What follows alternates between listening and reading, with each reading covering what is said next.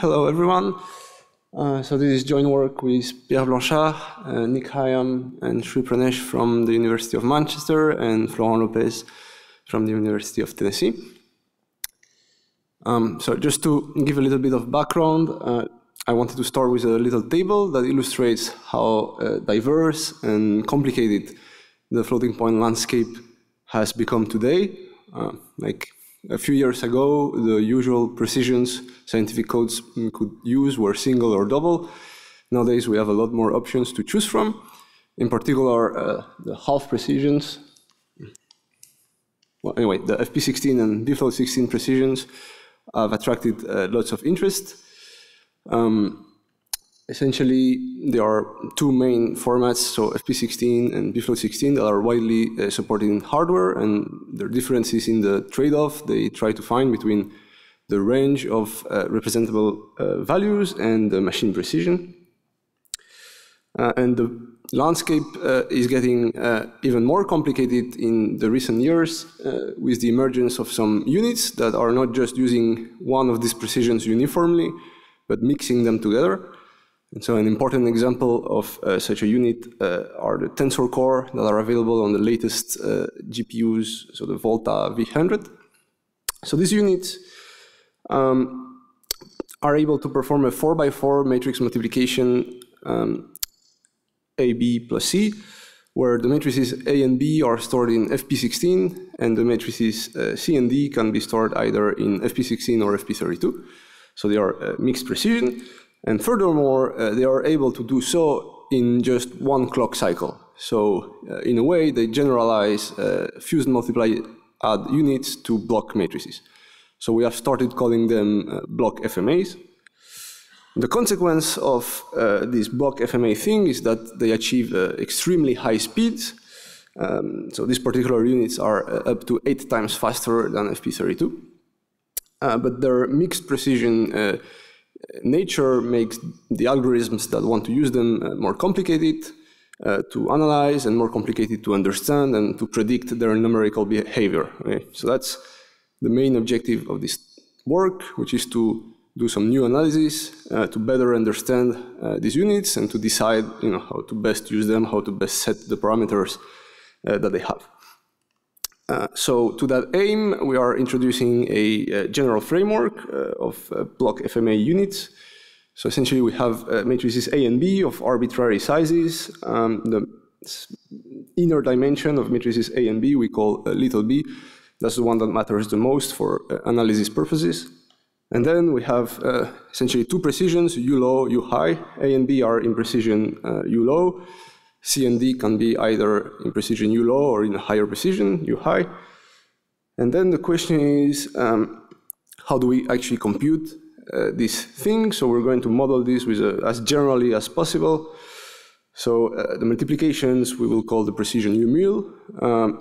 The additions U add, and then finally all this result will be rounded to a precision UFMA, which is either the low or the high precision. Okay, so essentially we have a bound that this doesn't work so well, does it? Well, anyway, we have a bound that has b rounding errors, b-1 rounding errors that accumulate to the precision U add, and one U mul and one UFMA.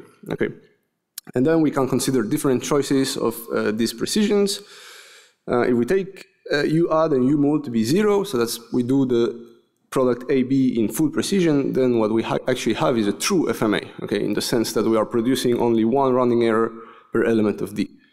But that is probably very expensive to implement in hardware, which is why we are also considering other more reasonable options. In particular, if we have both U add and U mul to be the low precision, then what we have is not an FMA at all in terms of accuracy, but just speed. So interesting choices are intermediate options where, for example, if we had the U add, which is a U high precision, then we have like almost an FMA in the sense that we only have one rounding error per element to first order. Okay. So why do we have such a general framework? Mainly it's because we hope that it will be applicable not just to tensor cores, but many other units, both existing and future units that have already been announced. So here you have a table with some of these units with the corresponding parameters. Interestingly, the ARM one, you can notice that it is a rectangular FMA, so this justifies having three sizes. So now you can also notice that in the table I haven't specified UAD and UMul. That's because it's not entirely clear what they will be. We don't have many details. For tensor cores, we have this text here in gray, which is the the documentation given by NVIDIA. It's not entirely clear, but from what it says, we are going to assume the following setting here at the bottom of the slide. So we have we are going to distinguish two variants. One we call TC16, it's where everything is done in FP16 except the multiplications. And the other is TC32, where everything is done in FP32. Okay? There are intermediate variants which we're not going to discuss. So now the question is, how can we use such a block FMA unit in the context of, say, multiplying two matrices? Right? So it's actually a very simple thing to do. You just need to partition the matrices in appropriate sizes, like in tiles of size B1 times B times B2. And then essentially it's just a tiled matrix algorithm, very simple, with just two little modifications. So the first is that we need to initially convert matrices A and B to low precision, and then we need to do this B by B product using a block FMA. All right. So let's do a little bit of error analysis. Let's first assume A and B are given in precision U low. So computing AB is just amounts to computing a series of inner products between rows of A and columns of B. And in classical uniform precision setting, then this is a quite classical bound here that you have, where the computed inner product is the inner product of a perturbed set of data, right? Where you have these theta parameters, which are multiples of the machine precision you use. And you can see that the largest perturbation term is proportional to n+1 u. Okay, so the rounding errors accumulate proportionally to the inner dimension of the product. This is very classical. Now the question is, what happens when we use a block FMA? So we have this slightly more complicated expression.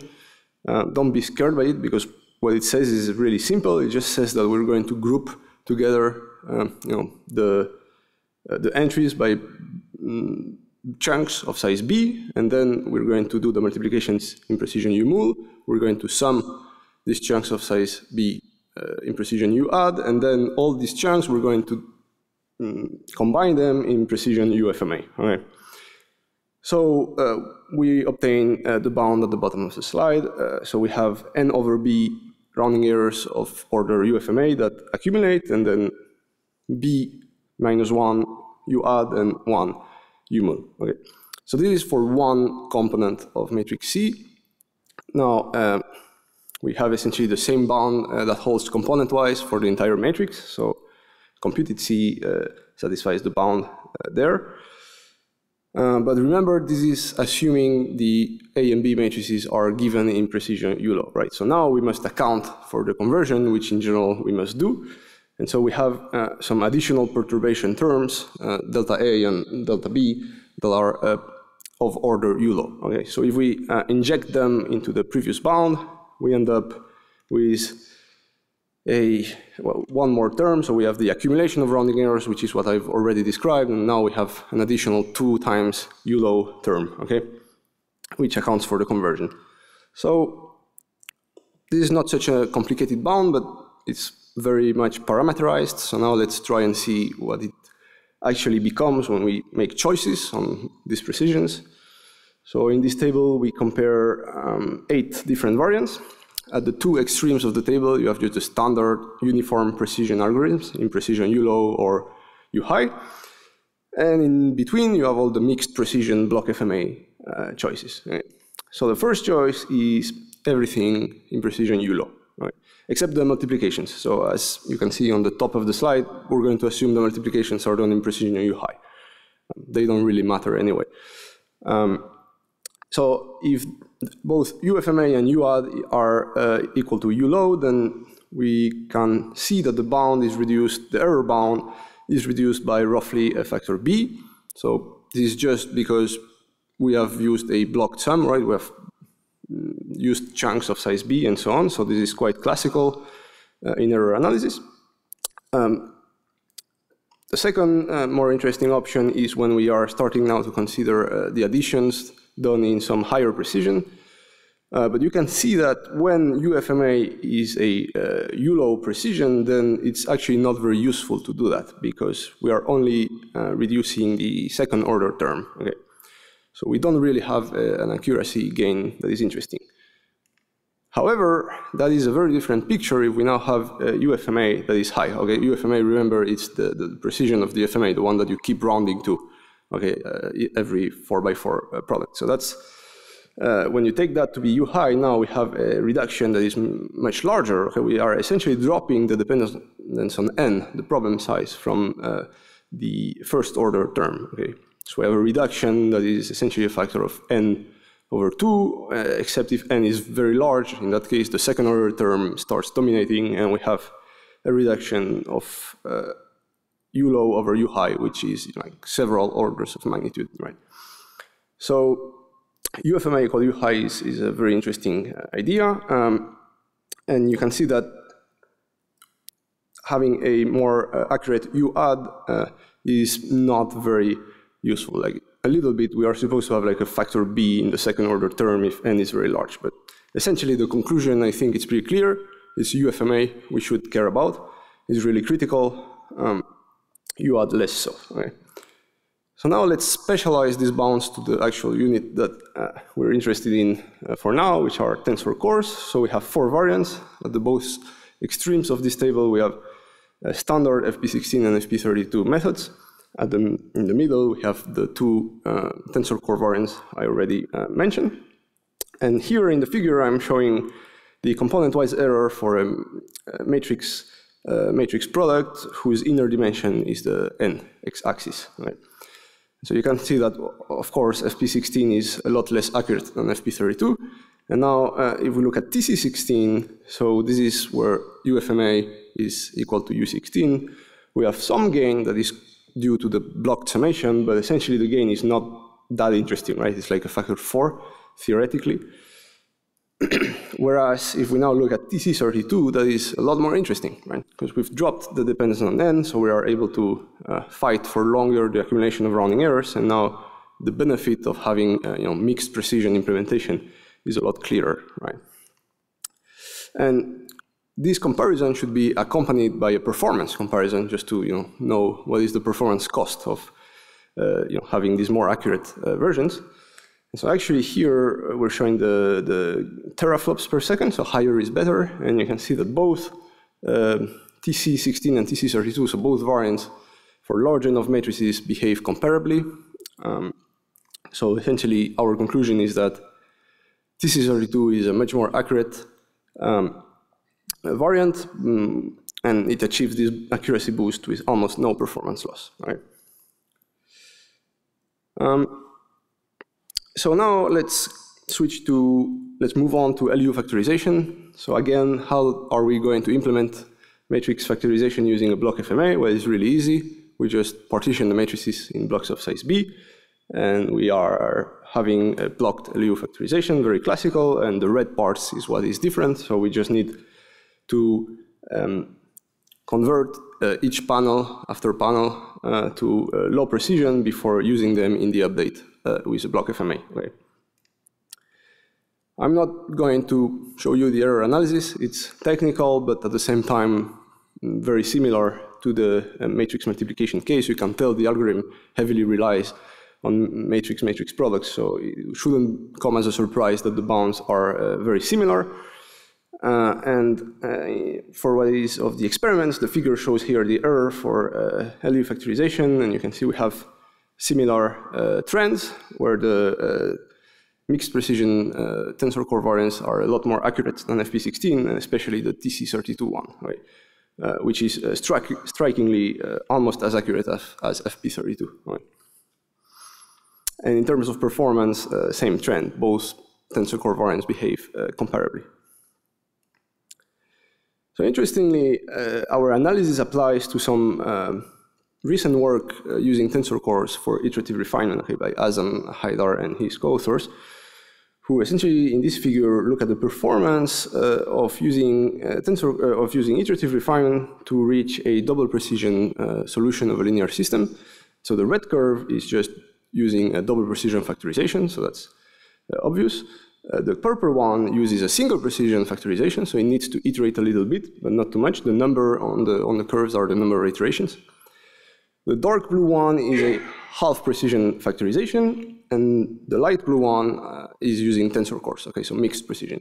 And you can see that in terms of performance, it's interesting, but quite far from the theoretical peak. But what's more interesting, I guess, is that if you now look at a different matrix, which is significantly harder, the half precision in dark blue does not converge anymore. Right? However, the tensor cores are able to avoid this problem thanks to their accuracy boost. Okay? So our analysis explains why this happens. Right? Okay, so our work is motivated by the emergence of mixed precision units that are increasingly supported by hardware. In an attempt to try and better understand them, we've proposed a general mixed precision block FMA framework, which we hope will be applicable to as many units as possible. We've performed some error analysis for some standard linear algebra algorithms and applied that analysis to the tensor cores from the NVIDIA GPUs. We've distinguished two tensor core variants, TC32 and TC16, which essentially differ on the compute type parameter, and shown that setting the compute type parameter to FP32 reduces the dependence on n on the error, so it avoids rounding error accumulation, and therefore it's a better option. Okay, so that's, I think, the take-home message for everyone who wants to use tensor cores in their codes. Use TC32, right? Use compute type equal FP32. If you want more details, you can have a look at the preprint. These slides are available on my website. And I think I have still a few minutes, so I'd like to just mention where we plan to take this next. So I've shown a partitioned LU algorithm just a few slides ago, but that actually wasn't a very realistic algorithm in the sense that we were using panels of size B that matched the size of the block FMA, right? But in the case of tensor cores, B equals 4. So that's not something we want to do in terms of performance. We want to have panels that are probably in the hundreds. So in this case, we must either do the panel factorizations in FP32, but that would be suboptimal in terms of performance, or we can do them in FP16, but then we'll add a much larger error bound. So what we propose is to use a double panel hierarchy where we will be able to use mixed precision not only in the update, but also in the panel factorization. And the second practical aspect is storage. Nobody talks about storage when looking at this mixed precision algorithm, but actually, so far, all previous work, including ours, has assumed the LU factors are stored in single precision, which is really a shame, right? And the reason is that if you store them in FP16, then we are going to have to round repeatedly after each panel update, right? And that would lead to to essentially the same problem that TC16 has. So the solution we want to propose is to use a left-looking factorization, which has a buffer in which we can accumulate the updates in FP32. Right. Okay, so I will take questions now. Thank you.